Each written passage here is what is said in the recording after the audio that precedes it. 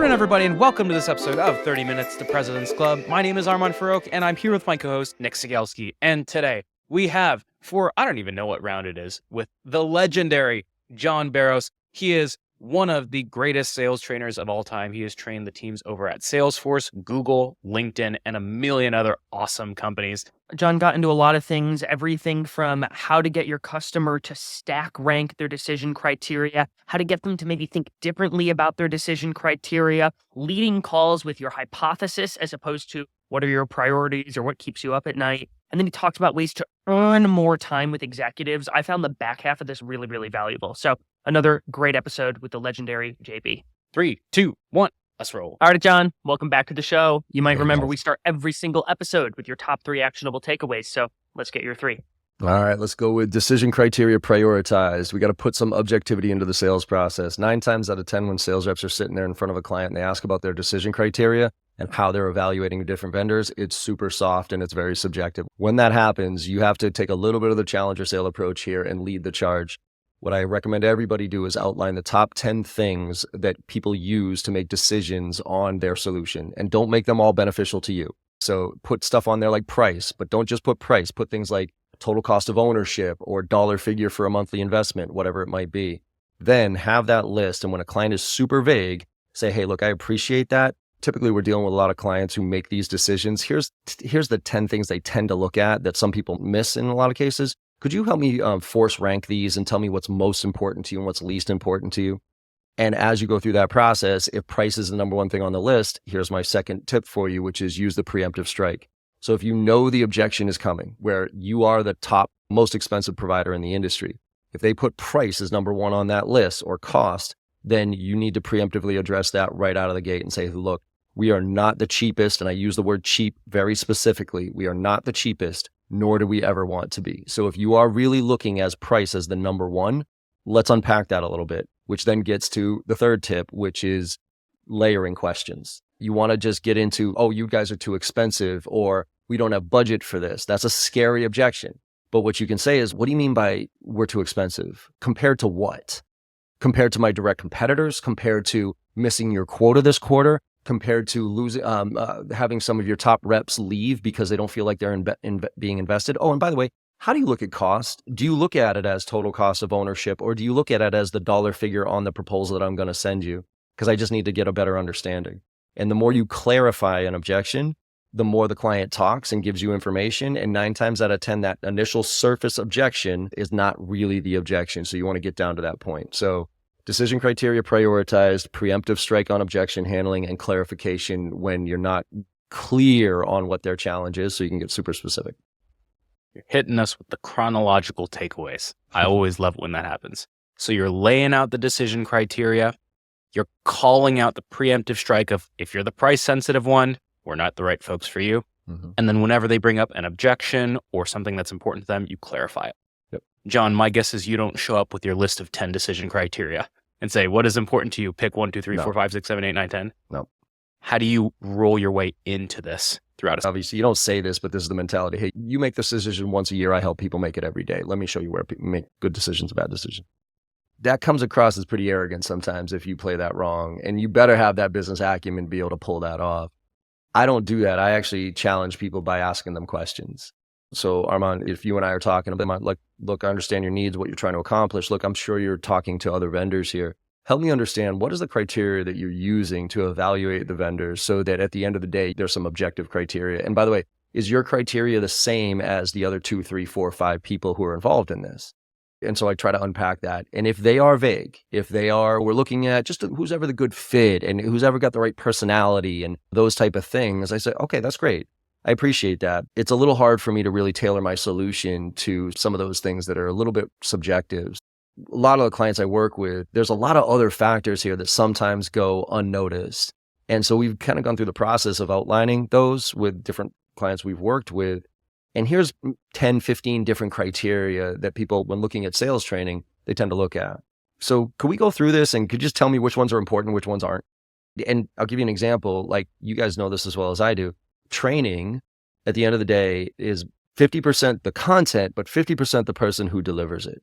Like you could have the best content in the world, but if you have a dud delivering it, it won't land. So personality fit is a huge factor when it comes to sales training. A lot of people don't think of that because what they're doing is they're being sold by the sales rep who is selling the training, but they don't meet the trainer who's ultimately going to train. And so a lot of times I've seen disasters happen where the content looks great, it's a perfect fit, but then they put a dud trainer in front of their class and it just lands flat. And I'll explain that. I'll be like, what about the personality of the trainer? Like, how are you evaluating that? Because that's a huge difference. And then you'll see them go, oh.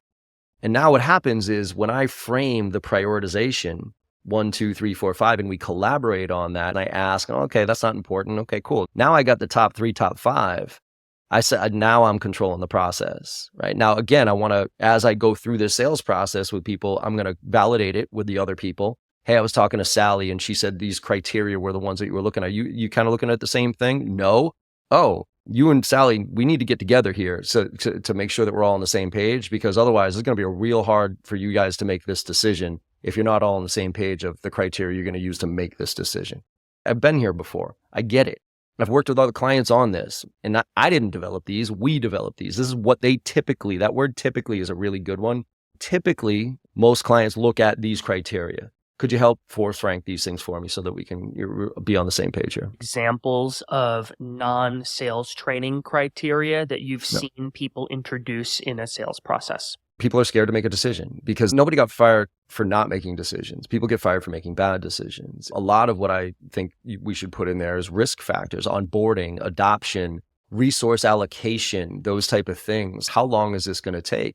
And let's talk about the elephant in the room. Let's bring it up. So many people, we're taught in sales to sell the dream, right? To sell the, oh, after you invest in this, your life is going to be perfect. You're going to have so much time back and all this shit. No, everybody, as soon as they've made the commitment that, yes, I know I need to change, now we need to de-risk the situation for them, right? Because all they're thinking about is every implementation that has gone bad, how long it's taken, all this other stuff. And so I think we put in criteria in there to de-risk that transition, whatever that might be, whether it's a customer service implementation team, whether it's a white glove service, where it's tailored this or whatever. So I think there's things that you need to put in there that uncover risk. And also you can use as a talking point, right? The more stuff you put in there, I mean, obviously you don't want to have 50 things on that list, but you want to put things in there to drive conversation around, okay, what if we did that, but yet nobody adopted it in the first month? Like, we could turn this thing on tomorrow. But if we didn't have the training and implementation, then none of your employees are going to be able to really get the full benefit out of this until blah. So that's where, no, we need that implementation. Okay, cool. Well, you know what? Instead of me discounting, right, which is a lot of reps are just going to run to discount, why don't I do this? Why don't I add in some services here to make sure that from day one, everybody's on the same page and your adoption is immediate so you can see the ROI within months as opposed to a year.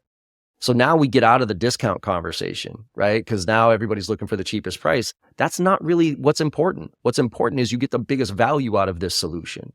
So why don't we add this or do that or get creative with these? And again, you don't want to put everything on there that is like perfect for you, because then it looks like a pure sales tool, right? It's, oh, look, we're great at all this shit. No, you have to put things in there that you're not great at.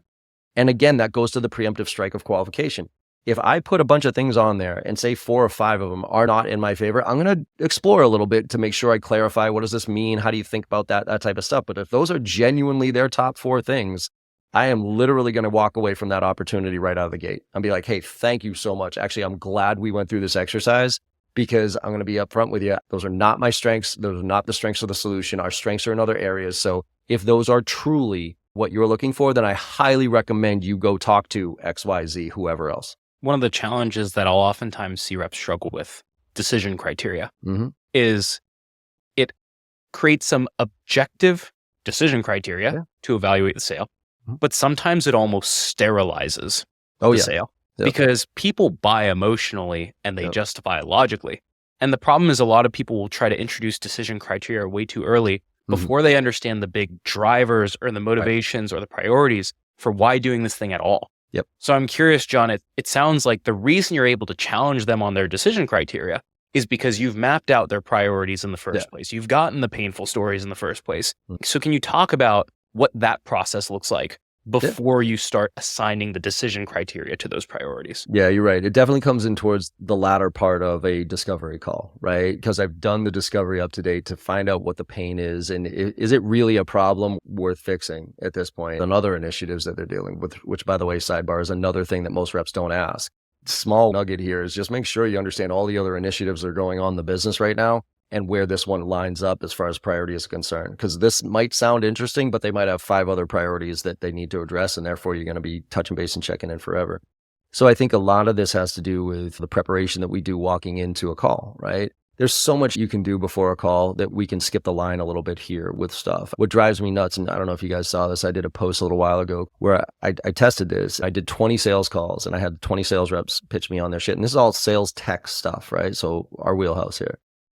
I was the customer. And I start every single conversation off like this. Okay, hey, great. Thanks for coming in, guys. I appreciate it. So before we get started here, could you do me a little favor? Tell me a little bit of what you know about me, my company, and that type of stuff before we get started. Dude, 14 out of 20 reps didn't have a fucking clue. 14 out of 20 reps did the whole, I was on your website, but I'd really like to hear from you, which is a total telltale sign that you did no prep. I hang up on them immediately.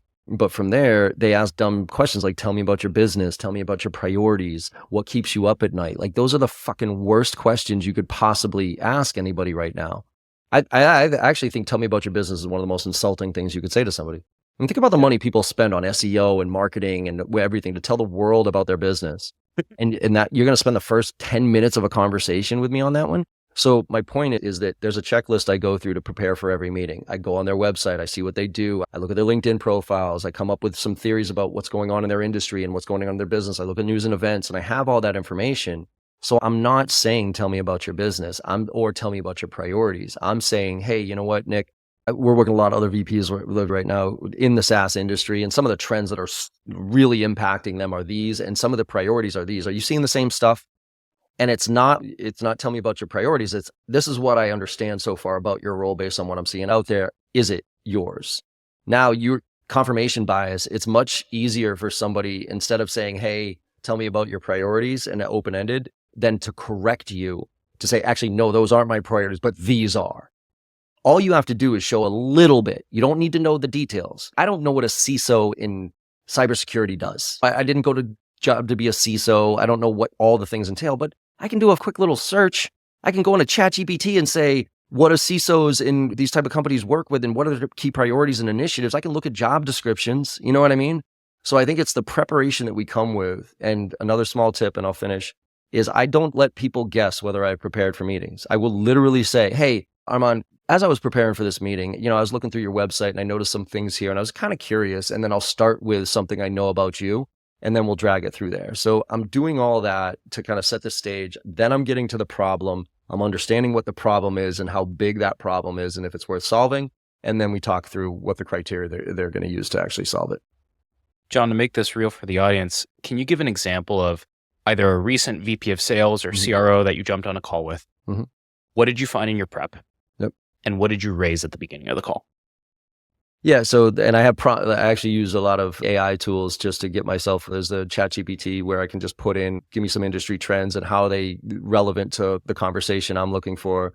And then what's going on in this company, 10K analyzer, what are some of those things? And I'll even say, what are some questions I can ask that uncover impact as it relates to all this stuff? And so when I was asking the guy about, hey, I'm seeing some crazy shit happening right now in the SaaS industry as far as VPs of sales, all sorts of stuff. AI, and I started with, here's some of the macro trends that are affecting the majority of my clients. And I'm curious, are you seeing those same trends? And the guy straight up said no. And I actually did this in front of an audience too, because I wanted to prove a point. And the VP was like, actually, no, those aren't impacting us at all. And the reps were like, aha, see, ChatGPT is full of shit and that type of stuff. But what they didn't realize or they didn't pay attention to was after he said, no, those are not my priorities, he went on for 5 minutes about what the trends were that were impacting and how it was challenging. It's not that I knew the perfect answer. It's that guy just gave me 5 minutes of gold that I could now tie into it. And so it's really just more about knowing enough to be curious. And when you do that, you build credibility, you bring value because you're saying, hey, this is what I'm seeing out there based on what everybody else is doing. Are you seeing the same stuff? And you're helping them learn. And then you might be able to ask questions to get them to think.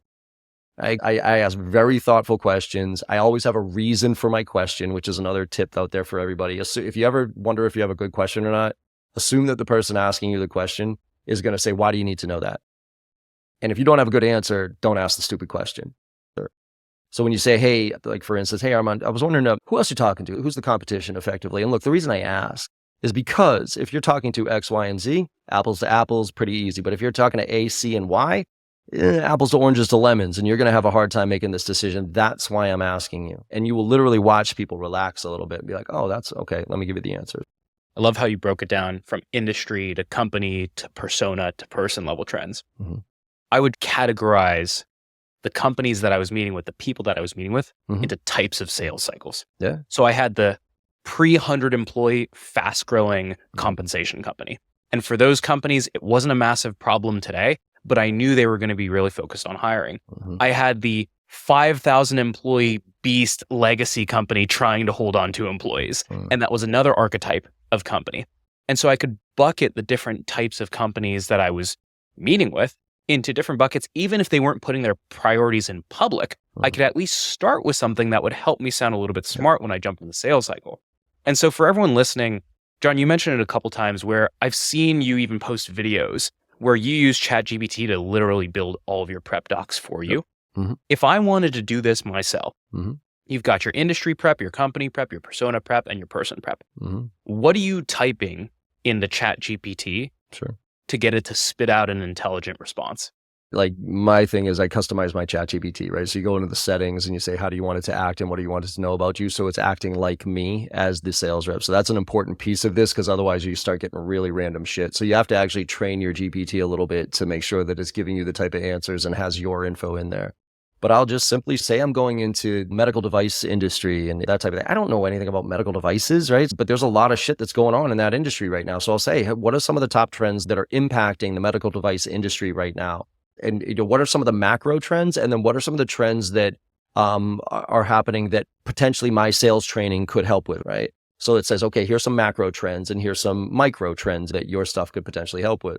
What would be a good question I could ask a CRO in that space that would really show and get me insights into what trends they're seeing as it relates to this stuff? And I'll ask, tell me the question to ask with a focus on impact or whatever it might be. Tell me about this business. Here's their website. Here's a 10K, upload the 10K, read that, go look at some of the news and events. What are some of the bigger things that are happening in this business that are challenges specific to things that I could sell, right? Sales training and those type of things. Now this person, I PDF their LinkedIn profile and I also PDF their DISC profile using Crystal Knows. I upload that. I say, tell me what I need to know about this person. What are some of the big challenges that this person is dealing with, right? From a persona standpoint, what's keeping them up at night, those type of things. And I just talk to it. You know what I mean? Like, again, you don't have to be an engineer to do this. That's the beauty of it, is you just start asking. Just be fucking curious. I think that's the key here, is just you have to be curious. You have to care enough to be curious. John, you've shared a couple different chapters of your discovery call. You're starting early by sharing your hypothesis around the problems that they have. You've got this piece where you're asking them about how much that matches up with their reality. Later in the call, you've got the thing with the stack ranking. You've got the question you ask about competition. I'm curious. My assumption is you have 30-minute introductory discovery calls. And if you think about how you structure those calls and the chapters of the call, I'm thinking stuff like rapport building, agenda, discovery, next steps. What's the ideal breakdown for a 30-minute call? What are the chapters and how much time generally would you recommend somebody spend on each? Yeah, so I think this has to do with the persona of the person that you're talking to, right? This is why I think profiles and Crystal Knows stuff is really important, because there's certain people that need that rapport up front. There's certain people that don't, right? Certain people just get to the fucking point. There's other people that you got to talk for 5 to 10 minutes about sports and weather and all that crap. So I think it's a little bit loose there. I'll start with, hey, Nick, as I was preparing for this meeting, I actually noticed that either somewhere on LinkedIn you did this or your news and events, you just did that, whatever it is. And I'm curious, is that what's driving this conversation? Is that part of what's happening here? And what that's doing is that's getting my temperature level down so I can relax a little bit, and it's getting yours up because you're talking about something you like talking about, which is you. So from there, I'll be like, okay, great. Hey, before we dive into some of the details here, do you mind if I just ask 5 or 6 quick questions so we can just get this out of the way? I always hate this part of the sales process, but it's really important for me to know. Yeah, sure. And I literally say how many questions, like 5 questions, 4, whatever that is. If you don't quantify how many questions or whatever it is, after 3 or 4 questions, you're going to get, could you just show me what you got? Could you just show the demo or whatever it is? But if I tell you 5 questions, you'll wait for 5 questions. And then I'm like, all right, perfect. Thank you very much for that. That gives me some good context here. Now let's talk about why we're here. What's the problem, right? How big is this problem? Why is it worth addressing now? Those type of things. And then we go into the rest of the discovery. So it's hard for me to break down kind of the specific timelines because everyone's a little bit different. Everyone's either willing to have that conversation or not. I tend to do a little bit of 5 to 10 minutes of, I guess, rapport building / qualification. Ideally, 10 to 15 minutes of real discovery of the problem. 5 to 10 minutes of showing the components of my solution, not the whole demo. I don't ever believe somebody should go through a whole demo or a whole slide deck. I think it's a waste of time because I sell to the 20%. Think about it. Any product or service you own, you only use 10 to 20% of whatever the functionality of that thing is. So I'm trying to find that 20% to elevate because everything is average if I tell them it's all great. But if I find that part that's most relevant to you of what your priority was, then I can lean in on that and everything else is table stakes. And hopefully I'll stand out. And then at the end, I summarize the next steps. I leave at least 5 minutes at the end for next steps. If you ever hear a prospect say, you've given me a lot to digest here. That's the worst fucking thing. I know that's your favorite thing. Yep. That means you showed way too much. Or the other way that I oftentimes hear it come out is it feels like a little bit more than what we need at this stage. Yeah. Mm-hmm. And the reason is that is not why. Your product has different avenues and you can activate different parts of it. The problem is you showed them all of the parts of the product that they could possibly need if they were the perfect customer who could have every single use case in the world. And so, John, when you're doing that first initial, we'll call it a demonstration because in your training, you're still demoing your training. You're still you're demonstrating what your program is going to look like. What does that initial 5-minute teaser demo look like? Like, how much do you actually show? I don't ever believe that you should qualify, discover, and then demo. I think you should do it fluidly throughout the whole thing. So when people are bringing up certain things throughout the conversation, I'll be like, oh, it's interesting. Actually, you know what? Let me show you something real quick here. Here's the part of here's how I do that. What you do is you kind of show them the piece that is most relevant to what they said that they were interested in. And then you pause and you say, hey, could you explain to me how that compares to what you're doing now? Or could you explain to me how that fits into your existing workflow? Because the way that you explain to me how it compares to what you're doing now or how it fits into your existing workflow tells me everything I need to know of whether or not it made sense. And so I'm kind of doing that ebbing and flowing and showing like a piece of it and going from there. Because the problem that most reps do is they discover, which usually, in a discovery call visually, hopefully you're leaning in, client's leaning in, we're engaged. But then when okay, let me show you. My demo comes up on the screen and I go into demo presentation mode. And guess what? You go into demo and presentation mode and you do exactly what you did there, Nick. You lean back in your chair, you grab your email, you bring it right under my eye line and you pretend like you're actually paying attention and you say, sure, great. Sure, great. And there's no engagement. And the rep, though, because we've stuffed it down their throat from an enablement standpoint and told they have to hit every slide so they can their stupid badge, they feel like that's the thing to do. And most reps, at least and myself included early days, I would just talk really fast. If I thought I had 30 minutes and now I only have 5 or 10, I'd be like, okay. And I would just really run through everything and I'd feel really proud of myself for getting through the whole thing. And that's obviously the worst thing that could happen because to your point, you're going to say, okay. So in that case, and here's a tip for everybody, and even young sales reps, if a CEO ever does that to you, I'm sorry, I only got about 5 minutes. What do you got? You go, okay, there's no way we can get through everything that we need to get through here in the next 5 minutes. So what's the one thing you need to hear from me in the next 5 minutes here that will earn the right for me to have a longer conversation with your undivided attention? What's the one thing you need to hear from me in these 5 minutes to earn the right for your undivided attention and a more deeper dive conversation about this? And that's punching the CEO back respectfully. I think a lot of sales reps would benefit from hearing that own question in their own head, even if the prospect didn't ask it on an initial demo. You've got to think, what is the biggest problem that they've shared with me? And how can I show them the biggest way we can solve that problem without showing them all of the ancillary details? And a win in that initial demo is oftentimes show them the one massive thing and then tease 1 or 2 other problems, but barely. One more piece is sales reps need to stop selling. They need to start like really focus on being problem solvers. And sometimes, quite frankly, in the discovery process, you realize that the problem they have is not something you can solve, which is okay.